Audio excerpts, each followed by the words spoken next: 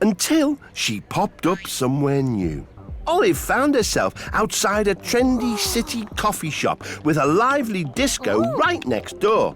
There were stylish and fashionable animals everywhere she looked. Cake, what a cool street, said Olive, who was wearing a colourful apron with steaming frothy coffees printed all over it. She was admiring the two huge model coffee beans on either side of the shop entrance when suddenly an anteater burst through the doors and out onto the street. Mama Mocha, I don't believe it. I'm Olive. Is everything okay? No, it's not okay. I am Signora Don Mochaccino, the best coffee connoisseur in all of London town. My guests will be here any moment for my coffee shop's grand relaunch, and everything is going wrong. What's the problem, Signore Don? Not again. But Cake, who are they? They are a group of naughty espresso mucho jumbo coffee beans. Olive, I need help to catch those crazy coffee beans before they destroy my new shop. Olive and Don rushed into the shop to try and catch the jumping beans. Come here. But they didn't have much luck. The beans were always one jump ahead, knocking over racks of coffee jars, rows of cups, bags of sugar, everything. Phew! These beans are seriously jumping! With all the commotion, Olive tripped and tumbled into Don, sending both of them somersaulting out of the front door and crashing into the two huge model coffee beans. Get me out of here! Oh, how are we ever going to catch these coffee beans? Olive noticed that the beans were copying Don as he hopped around trying to free himself. Then she spotted the dancers leaping around to the music in the next door disco. Jumping coffee beans? A disco? I think I may have an idea. Olive popped the remaining big model coffee bean over her and started to jump around with Don. Keep jumping, Don, and follow me into the disco! Okay, Olive. Don followed Olive, jumping along into the disco, and the coffee beans followed them too, in a coffee conga line. Soon all the coffee beans were jumping around happily and safely inside the disco. Finally, back in the coffee shop, the chaos was over. Perfecto. I will make you a cup of a very special coffee to say thank you for getting rid of those mucho jumbo coffee beans. Oh, well, I'm not sure if I really like coffee. But you have not tasted my coffee. Un momento. Don expertly operated the various grinding, steaming, squirting and mixing devices on his coffee machine to create the perfect cup of coffee for Olive to drink. I am calling this new coffee my Olive Cappuccino. It will be the latest coffee sensation. Actually, this Olive Cappuccino does taste perfecto. They both laughed, and as they did, Olive realised it was time to go. She popped up somewhere new. Olive was wearing a knight's helmet and was sitting on a grey horse, which was strolling along a winding path. Hello, I'm Olive. I'm Melvin, said the horse in a mournful voice. Ahead, Olive could see a huge castle with battlements and a tall tower. Cake, that's an impressive castle. is it? When you've seen one castle, you've seen them all. Suddenly, Olive heard a voice. Help! Help! It was coming from the top of the tower. I think someone needs rescuing. Giddy up! Melvin ambled over the drawbridge with Olive. Help! Help! Come on, Melvin. We have to climb to the top. Towers have stairs and horses don't do stairs. Melvin sat down, took out a horse hoof file and began to file his hooves. Oh, I guess I'm on my own then. Olive climbed a long spiral staircase up hundreds of steps until finally she reached a wooden door at the top. Olive tried the door, but it was locked. Hello? I'm here to rescue you. The key is under the mat. Olive looked under the mat and found a big metal key. Oh, She unlocked the door and went inside. Sitting in the room was a little prince who had beautiful long golden plaits. Cake, that's the longest hair I've ever seen. I'm Olive. I'm Prince Raphael. It's long because I've been locked up for ages by the evil Princess Pat and she won't let me cut it. You have to get me out before she returns. Hold it right there, Knight. growled a voice. I'm Princess Pat and you ain't going nowhere with my lovely long-haired prince. Well, actually, I'm here to rescue him. Yeah, right, that's what you think. Princess Pat marched out and locked the door behind her. What are we going to do now? Olive looked out of the window. Far below, she saw Melvin still filing his hooves. A prince with long blonde hair, a hoof file. I think I may have an idea. Oh, Melvin, can you throw me up that hoof file, please? What? Oh, I suppose so. Melvin threw up the hoof file. Olive caught it. Now, I'm going to use this file to cut off your long hair. No, if the princess finds out, she'll be really angry. It's okay, because we're going to escape. Although the prince didn't like it, he let Olive cut off his hair. She tied one end to the door and threw the other end out of the window. Right, we can use your hair to climb down and get away, but we must be really careful. Olive carefully climbed down from the window. The prince followed, and soon they were both safely on the ground. Oh, you two are really heavy. Oi, where do you think you're going? Olive turned to see Princess Pat standing by the tower. Her face was bright red with anger. Let's get out of here. Melvin galloped off. They rode away from the castle, leaving the princess shaking a hairy fist. Right, that's far enough. Yes, I think we're safe now. Thanks for rescuing me, Olive, although I do miss my lovely long hair. Actually, you look rather handsome with your new short haircut. Thanks very much. The prince gave Olive a kiss on her beak. But Cake, I've never been kissed by a handsome prince before. They both laughed, and as they did, Olive realised it was time to go up somewhere new. Olive was standing outside a huge supermarket. Oh. By the door stood a little man in a uniform. Cake, this place is enormous. Course it is. It's a supermassive megamart. Said the little man. I'm the security guard and I've got my beady eye on you, bird, so no funny business, OK? Absolutely. Exclaimed Olive as the guard stomped off. Oh, we'll never manage it all in time. Olive turned to see a little old lady leaning on a walking stick. With her was a boy on a bike holding a long list. Hello, I'm Olive. Can I help? I'm Bradley, and this is my grandma Doris. It's my sister's birthday today, and we have all this shopping to buy for her party later on. That is a lot of shopping. Yes, it's a huge store, and I can't walk fast with my stick. We'll never get everything in time. Olive spied a supermarket trolley and a pick and mix stall, which had all sorts of sweets, including long black licorice. A supermarket trolley, a bike, some licorice. I think I may have an idea. Doris, can you buy some licorice, please? Okay, dear. Cool, I love licorice. It's not for eating, Bradley. Wait and see. Olive tied one end of the licorice to Bradley's bike and the other to one of the supermarket trolleys. Doris, get in the trolley with me, please, and hold on tight. Bradley, get on your bike. Okay. Bradley started pedalling and pulled the trolley into the store. Right, Gran, where to first? Ice cream. Bradley pedalled them down the aisle until they found the ice cream. Doris and Olive grabbed some and they continued to zoom around the store, picking out the things they needed as they passed. Crisps, fruit, drink, bread and various tasty sandwich fillings. In no time at all, they had almost everything on the shopping list. Bradley turned into the next aisle, but there was the security guard blocking his path. Oh, no. Bikes are strictly banned. Bradley spun his bike around and zoomed off. Can't catch yours. Oi, come back here. Ooh, birthday cake. Now we have everything for the party. Stop, Bradley, stop! But Bradley wasn't listening and took another sharp corner. The licorice got caught on some prickly pineapples and snapped, sending Olive and Doris swerving into a tower of baked bean tins. Oh! They crashed into the beans. Olive, Doris and the shopping went flying through the air, falling onto one of the checkout conveyor belts.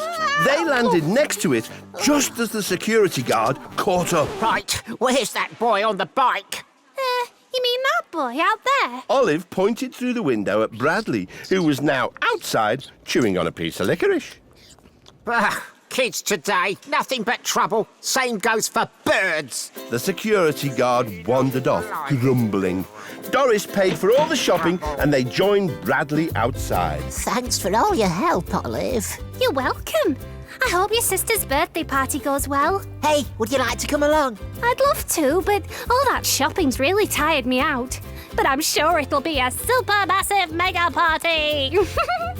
They all laughed, and as they did, Olive realised up somewhere new. Olive was on board a spaceship. She was wearing a silver top and a sweatband around her head. Cake, that's an amazing view. Just then, the spaceship began to shake. Whoa, what's happening? A door slid open to reveal a man leaping up and down so much it was making the whole room shake. Hey, up 2, 3, and down 2, 3. Pump it up 2, 3. Fitness fans, come on! All the shaking made it hard for Olive to stay on her feet. Where? I'm Olive. What's with all the leaping about? The man stopped, and the shaking did too. Whoa, you proper made me jump then, Olive. I'm Captain Smirk, and this is the Starship Exercise on its 5-year mission to seek out and exercise new civilizations, to boldly go where no aerobics class has gone before. Suddenly, the spaceship lurched from side to side, sending both Olive and Captain Smirk tumbling all over the place. Whoa, what's going on now? Oh no, look over there. Captain Smirk pointed out of the window towards a line of gigantic custard pies spinning through space towards them. Enemy custard pies approaching at warp speed. Custard pies? Tasty. Those aren't for eating, you dingbat. They're attacking us. Hold on to your feathers, Olive. The captain pulled on a lever, tilting the spaceship this way and that, narrowly avoiding the spinning pies. You did it, Captain. Yeah, for now. Computer, show me the source of those pies. Affirmative. Why would that donut throw giant custard pies at us? Dunno, but I'm not going to hang around to find out. The captain pulled on the lever once again. The engines whirred as they powered up. Then... Cake! Captain, I think we have a problem. You're not wrong. The engines are clogged up with pie. We can't move, and that donut is closing in on us. Maybe we could contact the donut and explain that we're friendly. Computer, make donut contact. Affirmative. What are they saying? I haven't got the foggiest, but what I do know is we have to get out of here fast. A pie-clogged engine, a keep fit routine that makes a ship shake. I think I may have an idea. Quick, exercise. We need to unblock those engines. Soon all the bouncing started to shake free the pie that was clogging up the engines. Hey up, Olivia Brain Box. It's working. But the donut was still closing in on them.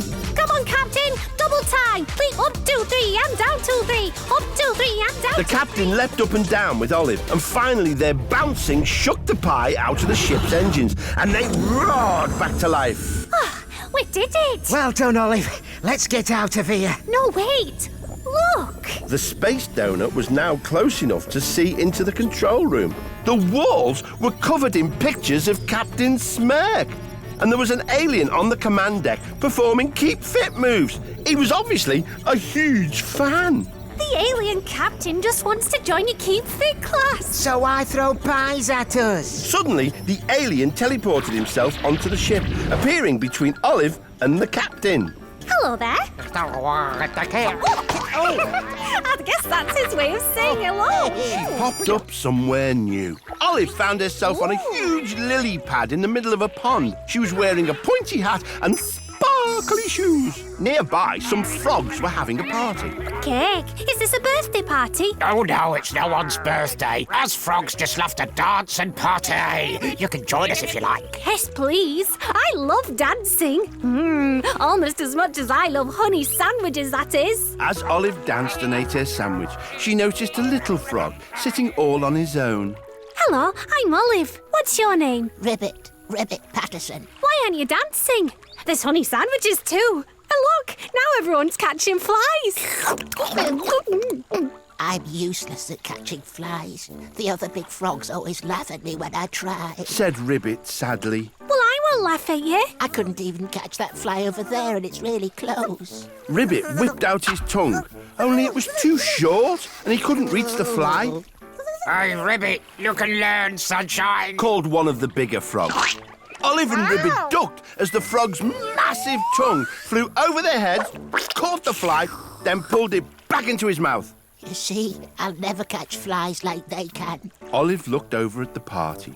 She spied some party blowers next to a big pot of honey on the table. Party blowers, some honey. I think I may have an idea. Olive dunked the party blower into the pot of sticky honey, then popped it into her beak like a rolled-up tongue. Look, Olive. Ribbit pointed to a fly sitting on a strange-looking plant. With all her might, Olive blew the sticky party blower. Only she missed, and it stuck to the strange plant instead. Let me try, Exclaimed Ribbit. But Olive had used too much honey, and the party blower was now stuck fast to her beak, as well as the plant. It's stuck, it won't come off. Suddenly, the plant began to rise out of the water. Olive, why is the plant moving? It wasn't a plant at all, but a very angry-looking crocodile. It swam off down the pond, dragging Olive with it. Crocodile, it'll eat us all up! Panicked Ribbit. Ribbit knew he had to do something, so he grabbed a spatula from one of the cakes and a party blower that he dipped in honey and waited for the crocodile to swim past him. Just as the crocodile got close, Ribbit blew the party blower as hard as he could and hit the crocodile. Ribbit was yanked off the lily pad and landed right on the crocodile's back. Whoa, I've never surfed on a crocodile before. Ribbit used the spatula to unstick Olive's party blower. Oh, I'm free. Jump, Olive. They both leapt to safety, just as the crocodile snapped up behind them.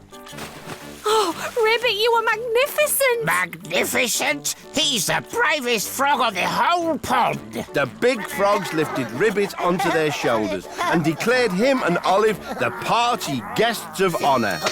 Good catch, Ribbit.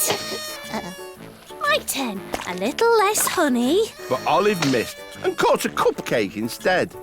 I never did fancy flies much. Cupcakes are far more tasty. They all laughed, and as they did, Olive realised it was time to go. She popped up somewhere new. Olive was inside a big cave with leafy bushes at the entrance. Yes, this will be a masterpiece. Said a voice.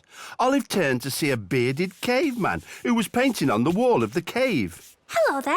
I'm Olive. I love your painting. Ah, well, everyone does. My name is Pablo Picasso, and I'm the world's greatest cave painter. But there is a problem with this painting, Olive. Oh, what's that then? Asked Olive. There's one animal missing. It should go here. Oh, which animal would that be, Pablo? The magnificent saber-toothed tiger. Pablo held up his sketchbook. You see, I go out and sketch the animals first in my sketchbook. They all stand still long enough, except the saber-toothed tiger. He's so shy, he always runs off before I can finish. That's a shame. Ah, my painting will never be finished.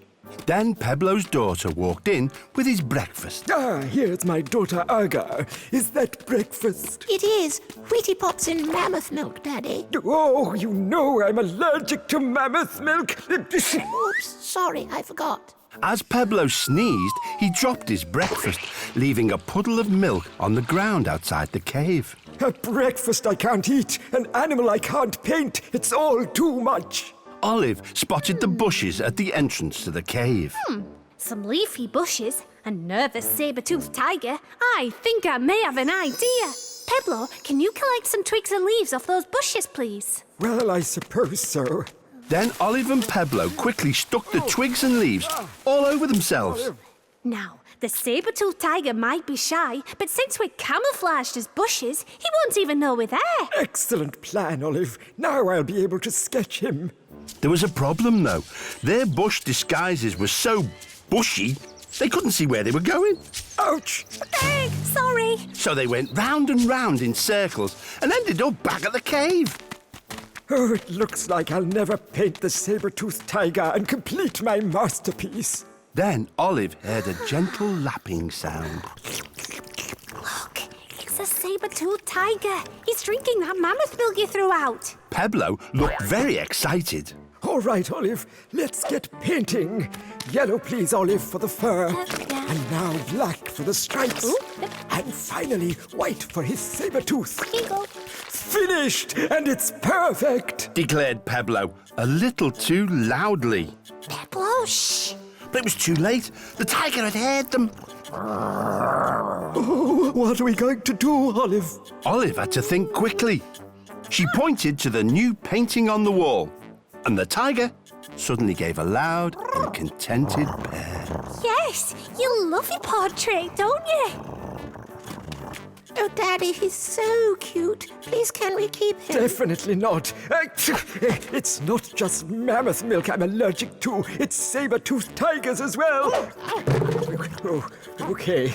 Oh, he is rather sweet, I suppose. Maybe we can keep him for a bit. I think he likes you as much as his painting. Chuckled Olive. They all laughed, and as they did, Olive realised it was and could hear dripping water. Hello? Called Olive, and her voice echoed into the darkness. Hello? Hello? Hello? What a funny echo. I'm not an echo, I'm a bat. And I'm a bat too. Olive looked to either side and could make out two little bats next to her. We are the bats in hats. Oh, do you mind me asking why you're called bats in hats when you're not wearing any hats? Well, it's because we hang upside down and our hats keep falling off. Upside down? Olive suddenly realised that up was down and down was up. And she was in fact hanging from the top of a cave. Oh dear, ostriches can't hang upside down. Olive fell and landed with a plop in a big pile of hats. She stood up and straightened her feathers. Oh, look at all these hats. One of them must be able to stay on. No, they just keep falling off, Olive. Well, let's give it a try, shall we? Olive started picking up hats and popping them on the bats' heads, one after another. But they just kept falling off. She tried on woolly hats, top hats, cowboy hats, all types of hats. But they all fell off. We told you, Olive. These hats just won't stay on. Olive looked at the big pile of hats that they had just tried on and noticed that a thread of wool on one of the bobble hats was loose. Bats that need hats, a loose thread. I think I may have an idea. Olive pulled on the thread and got herself two nice long pieces. Then she took two of her favourite hats, held them on the bats' heads and used the thread to make little chin straps to hold them in place. Perfect. Now you bats are in hats. What? Oh dear. Now we're wearing hats. They're too heavy, Olive. We can't hold on with our feet. The bats tried and tried to cling onto the ceiling, but the hats were indeed just too heavy, and they fell down into the pile of hats. Are you both okay? Asked Olive. Yes, we're fine. But we will never be proper bats in hats.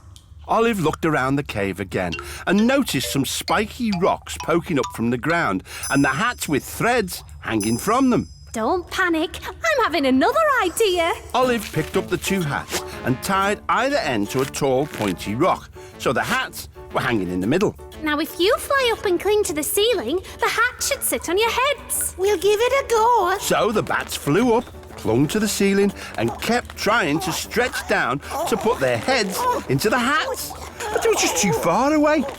Eventually, they gave up, flopping down, exhausted, into the hats. Oh dear, nothing I've tried seems to have worked. Actually, Olive, these hats are really comfy. Yes, so warm.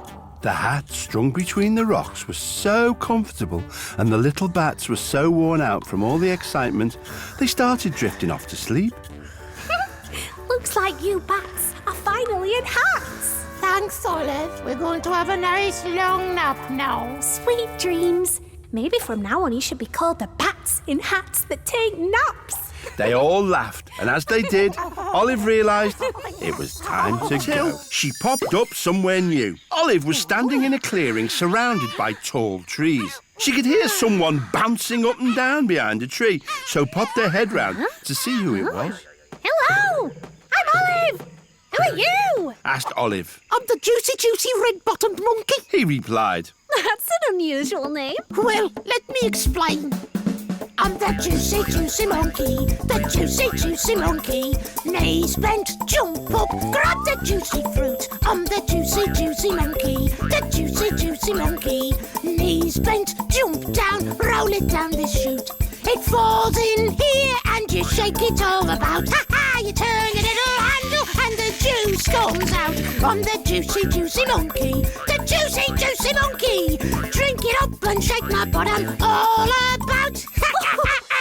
Catchy song, but I still don't understand what you're doing. I'm making juicy fruit smoothies, of course. Okay, but you didn't actually have any fruit, so that made the rest of the song a little bit pointless. Oh, but that's exactly the point. I have no fruit. I've picked all the fruit I can reach. The rest is way up high. Too high for me. Can you climb up the tree and get the fruit? Oh, please. I'm a red-bottomed monkey, not a climbing monkey. Anyway, these trees have prickles, and my paws are very delicate. Olive looked around the clearing and spotted the long chute. A chute? Lots of fruit a monkey can't reach. I think I may have an idea. We can use the chute to poke down the fruit. I'm not sure that's a good idea. But Olive wasn't listening and started poking the chute high up into the branches. She poked again.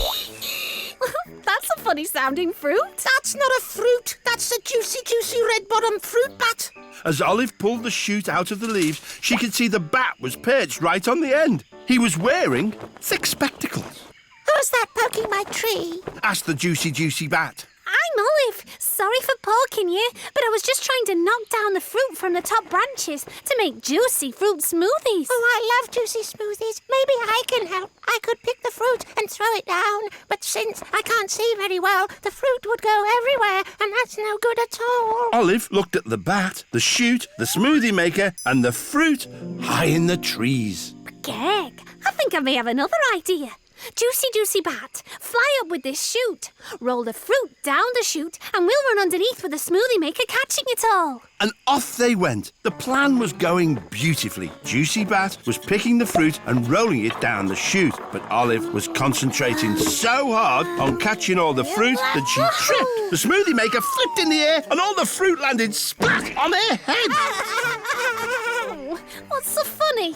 I'm covered in squashed fruit and there isn't any left for the smoothie. Oh, never mind the smoothie. We can always collect more. You look hilarious. And now you're officially a juicy, juicy ostrich. See, you've even got a red bottom. Olive looked around at her bottom. The berry she landed on had made it all red with juice. They all sang the song. She's the juicy, juicy ostrich, the juicy, juicy ostrich. She tripped up and now her bottom's juicy too. They all laughed, and as they did, Olive realised it was time to... Until she popped up somewhere new. Olive found herself standing on a floating iceberg next to an igloo. She was dressed in a woolly hat and scarf. It's so cold. Shivered Olive. It's not just cold, it's freezing. Just how it's meant to be here in the Arctic. Said a young polar bear who appeared from the igloo. You're telling me?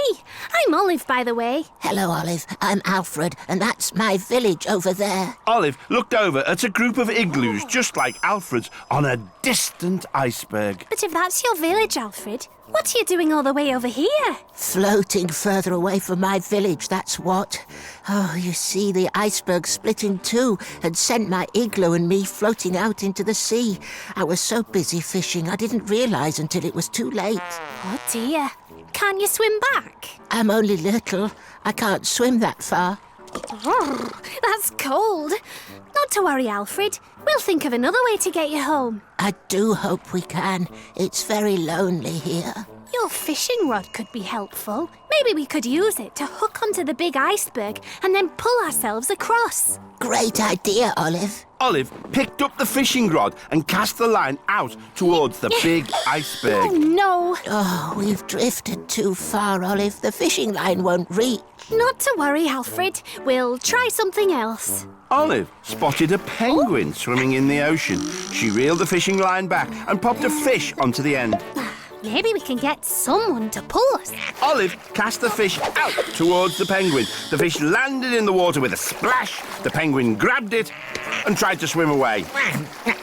Its little flippers splashed and splashed, but neither the penguin nor Alfred's iceberg moved. That penguin isn't strong enough to pull my iceberg back to the village. It's just too big, Olive. We'll have to find another way to get me home. A fishing rod, a penguin, an igloo. I think I may have an idea. We can turn your igloo into a boat. That should be light enough for a penguin to pull. Alfred and Olive quickly flipped the igloo onto its roof, slid it into the water, and they jumped aboard. Now we just need a bit of penguin power. Olive cast another fish towards the penguin, but it flew over the penguin's head and plopped into the water beyond. Oh! Suddenly, a huge whale rose out of the water with the fish in its mouth. Cake, that's not good. As the whale zoomed off, the little igloo skimmed over the splashing waves towards the village. The polar bears all dived for cover as Alfred and Olive catapulted out of the water, skidded across the ice, and finally slowed to a halt in the middle of the village. A huge polar bear lumbered towards them. Oh, there you are, Alfred. Did you remember supper? Yes, Mum. Replied Alfred as he gestured to the igloo, which was now filled with fish from their journey. Well done, Alfred. There's enough fish here to feed the entire village. Thanks for getting me home, Olive. I had lots of fun. So did I, Alfred.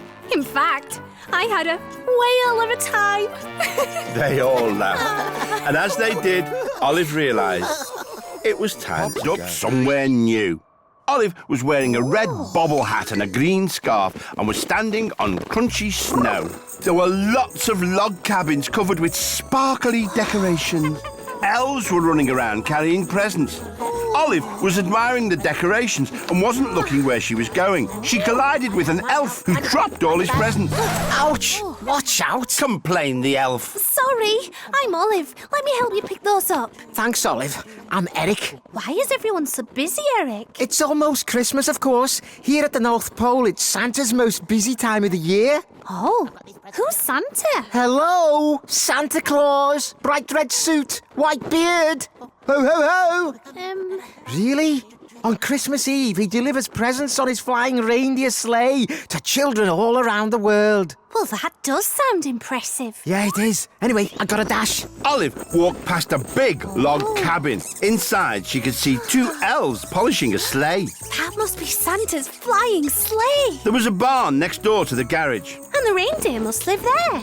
Olive heard groans coming from the barn. Oh, dear. Oh, dear. She went inside to investigate. In one of the stalls, Olive spotted a reindeer. Oh, dear. Oh, dear. Oh. Groaned the reindeer. She didn't look very well. Hello, I'm Olive. Are you okay? I'm Dancer, and I'm feeling really poorly. If I don't get better soon, I won't be able to pull Santa's flying sleigh with the other reindeer. He'll be one short. Well, maybe there's some way I can help. Well, there is a magical reindeer potion that might work, but someone would have to travel all over the world super fast to find all the ingredients. A magical potion, a flying sleigh. I think I may have an idea. Dancer, will Santa let me borrow his sleigh? Maybe I can go and find the potion ingredients. Oh, sorry, no one drives Santa's sleigh apart from Santa, but you could always borrow his flying motorbike instead. Flying motorbike? Olive looked out of the window and spotted a red and white motorbike with wings. Here's a list of the ingredients. Be careful, Olive. Dancer, I won't let you down. So Olive climbed onto Santa's motorbike. Suddenly it flew up into the sky. Okay, first ingredient. Chestnuts from the Queen's garden. I think I know where to find those. Olive landed in a garden where she found the Queen's gardener, Frank McBadger. Hello there, Olive. Hello, Frank. Could you give me some chestnuts, please? It's for a potion to help one of Santa's reindeer get well. Of course. Here's a few I picked today. Frank gave Olive some shiny red chestnuts. Thanks very much. Next on the list, some tennis rackets. Olive landed on a tennis court where she found top tennis player John McIntosh. You cannot be serious. It's my old buddy Olive. Hi, John. Can I have some tennis rackets, please? It's a Christmas emergency. Sure, here you go. Hey, want to stay for a game? Sorry, mustache. Next ingredient for the potion, fur from a yeti. Olive landed on Mount Everest, where she found a yeti. Hello, Mr. Yeti. Could I have some of your fur, please? I'm on a mission from Santa. The yeti pulled out lots of his blue fur and gave it to Olive. Thanks very much. Of course, I'll make sure you get a nice present from Santa. Next ingredient, a tail feather from a cheeky parrot. Olive landed in the jungle, where she found a cheeky parrot.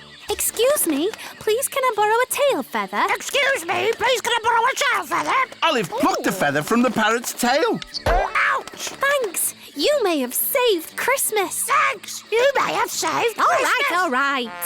Final ingredient, smelly socks. Olive landed in Dudley Sud's laundrette. Oh, hello, Olive. Hi, Dudley. Please could I have some smelly socks? It's to make a reindeer feel better. Oh, no problem. Lots of those around here. Thanks, Dudley. See ya. Olive now had all the ingredients and she zoomed back towards the North Pole. But as she sped along, the parrot feather fell off the motorbike and dropped into the clouds below. Where's it gone? But there was no time to find the feather. Olive had to get back. Olive quickly took all the ingredients inside the reindeer barn. Dancer had a big pot of water waiting. Did you find everything, Olive? I did, but I dropped the parrot feather. Oh no, it's almost time for the sleigh to leave. We could try an ostrich feather instead. That just might work. Olive put some chestnuts, yeti fur, tennis rackets and smelly socks into the pot, then plucked one of her own tail feathers and dropped that in too. Dancer sprinkled over some magic dust, making it safe to drink. The pot steamed and fizzled. Then Olive poured some potion into a mug and gave it to Dancer. Thanks, Olive. Oh, that tastes horrible. Olive and Dancer waited, but Dancer wasn't feeling any better. Oh, I don't think the potion is working. Oh, I guess an ostrich feather isn't quite the same. Oh no, those bells means the sleigh is about to leave. Olive looked outside. The other 7 reindeer were ready in front of the sleigh, which was now piled high with presents. Santa will be here any second. Olive noticed there were still some ingredients left over. A poorly reindeer, some potion ingredients. I think I may have another idea. Olive quickly disguised herself as a reindeer, using the leftover ingredients. I'll pretend to be you, Dancer. Santa will never know. Well, it's worth a try. Just then, Santa Claus himself appeared. Ho, ho, ho! I see all my reindeer already. Olive's disguise had worked. Santa sprinkled some magic flying dust over everyone. He climbed onto the sleigh and they all flew off. Yay! I'm a flying ostrich reindeer. So Olive and Santa and the reindeer delivered presents all round the world. Ho, ho, ho! Away we go, flying through the sky. Ho, ho, ho! Through the snow, and if you're still awake, you'll see us flying by. It's Christmas Eve, and all the children should be fast asleep. I'll pop down the chimney, and I promise not to make a peep. If you hear hooves on the icy roofs, it's only Santa's sleigh. In the blink of an eye, I'll eat a mince pie, and then I'll be on my way. Through the night, what a sight, racing round the world. Whizzing past, lightning fast, delivering the toys to all the boys and girls. Ho, ho, ho, away we go, flying through the sky. Ho, ho, ho, through the snow, and if you're still awake, you'll see us flying by. So I say ho, ho, ho, ho, ho, ho, ho, ho, ho. When they got back to the North Pole, it was Christmas Day. But Santa's final landing was bumpy, and Olive's disguise fell off. Oh, what's this? There's been an ostrich pulling my sleigh. Boomed Santa. Sorry, Santa. I'm Olive. I'm only helping because Dancer was poorly. Oh, well, I didn't know. In that case, thank you, Olive. We must go and see how Dancer is feeling. It turns out I was going to have some babies. That's why I felt unwell. Well, I never! Let's celebrate with a huge Christmas dinner. Olive, would you like to join us? Cake! I'd love to, but I need to get home to my family too. They all laughed and added up somewhere new. Olive was standing in the park surrounded by small leafy bushes. Hello there. Said a sad voice. Olive turned and saw a gorilla.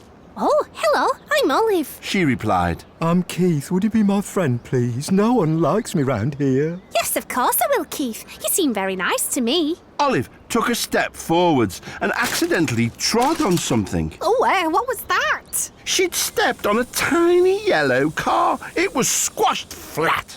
Oops. I'm always doing that. Olive spied a tiny little man running up to the car. Hey, what do you think you're doing? You just stepped on my cab, lady. I'm very sorry. I didn't see it down there. It was then Olive noticed that the leafy bushes were actually tiny trees in a park. Tiny trees, cars, and people. Wait a second, I'm a giant ostrich. And I'm a giant gorilla. There were tall skyscrapers surrounding the park. Olive was nearly as tall as some of them herself. Then Olive heard shouting. She looked down and saw a crowd of tiny little people angrily shouting up at Olive and Keith and waving their fists. They started throwing things at Olive's legs. Ouch! Ow! Careful! They don't like us because we keep stepping on things. Maybe we should go somewhere else, Keith. Keith and Olive walked out of the park and down a wide avenue. Cake, it's really hard not to step on things. Sorry. Oh dear, sorry. I know, it's a nightmare. Sorry. Tiny people were running around and yelling at Olive and Keith. Sirens were going off. It was chaos. I just want to go somewhere quiet where I don't step on anything or bother anyone. Olive spied an especially tall skyscraper with a pointy top. A super tall skyscraper, lots of annoyed tiny people. I think I may have an idea. Keith, why don't we get out of everyone's way by climbing up that skyscraper? Oh, that's the Empire State Building. Great idea. So Olive and Keith climbed up the Empire State Building. Since they were both giants, it didn't take very long to reach the top. But there were still people shouting at them from nearby windows. Oh, I wish they knew I was friendly. Olive saw a helicopter swoop in and circle round them. But something was wrong with the helicopter. The rotor blade stopped turning and it started to fall. Quick, Keith, catch it! Keith held out his hand and caught the helicopter. Got it. A woman jumped out and stood on Keith's hand, followed by a man with a tiny TV camera. Whoa, that was close. Katie Waters, NYC News, reporting live. And we've just been saved by the giant gorilla. All the people looking out of the office windows cheered. Thanks for saving us. What are your names? I'm Keith Kong. I'm Olive. Pleased to meet you. Can I just say I love New York? Sorry for squashing things before. Well, you two are certainly a couple of huge New York City heroes. As a thank you, Keith was given his own special area in the park, as long as he promised to, try and stop squashing things. Thanks for your help, Olive. Would you like to stay for a bit and I'll show you some more of New York City? Maybe next time. But today I certainly had a huge amount of fun with you, Keith. They both laughed, and as they did, Olive realised it was time to go. Somewhere new. Olive found herself on a large float surrounded by colourful decorations. She was wearing a beautiful headdress and could hear amazing music. Oh, wow. I love that beat. Just then, she heard a strange sound and turned to see a flamboyant peacock drying his feathers with a hairdryer. Perfecto. Wow. I like your feathers. Oh, gracias. My name is Fernando, the Carnival King with beautiful colors. That's a long name. I'm Olive, the ostrich with blue and white feathers. And they are beautiful feathers. Welcome to the Rio Carnival, Olive. Thanks. What's the Rio Carnival? It's the greatest street party of the year, right here in Rio, Brazil. Oh, I love parties. Then you are just the assistant I need. Can you help me decorate my carnival float and stick up all these colorful garlands, please? Okay. As Olive picked up one of the garlands, it unfurled like a long, wiggly snake. Oh, this is tricky. You're doing great, Olive. Just need to stick it to the float with some sticky tape. Now, time for Fernando to blow up his masterpiece. Fernando attached a big floppy balloon to a balloon-blowing machine and turned it on. The balloon quickly filled with air and became an amazing giant bird. It will be the biggest balloon in the carnival. But now Olive was getting in a real muddle with the paper garland. Oh dear. She had somehow got it tangled around her legs and couldn't reach the sticky tape on the floor. As she stretched to grab it, Olive toppled backwards and knocked over the balloon blower, breaking off the lever. Oh no, my balloon is getting bigger and bigger. The balloon blower blew and blew until Fernando's special balloon finally went pop, and the balloon blower ran out of air. My balloon blower, what a disaster. Attention, the carnival will begin in 1 minute. 1 minute? What can we do, Olive? Sticky tape? A hairdryer? I think I may have an idea. With Fernando's help, Olive used the sticky tape to seal the hole in the balloon, and together they blew it up using Fernando's hairdryer. The balloon got bigger and bigger, It's working, Olive. but the hairdryer was filling the giant balloon with hot air, which rises, and soon the balloon floated right off the ground. Cake! Olive held on tightly to the balloon, My balloon! and Fernando held on tightly to Olive's legs. The carnival is starting! Olive and Fernando floated up into the sky, away from the carnival. Olive, we have to get down! Don't worry, Fernando. Olive reached up the side of the balloon and tore off the tape. As the air escaped through the hole, the balloon sent Olive and Fernando soaring across the sky. They whizzed about all over the place until the balloon ran out of air. The empty balloon parachuted them safely down, and they both landed back on the float, and the deflated balloon dropped onto her head like a headdress. They looked magnificent, and they got a huge round of applause. Olive the Ostrich with the blue and white feathers, you are my carnival queen. You know, Fernando, I could almost burst with pride. They both laughed, and as they did, Olive realised it was time to go.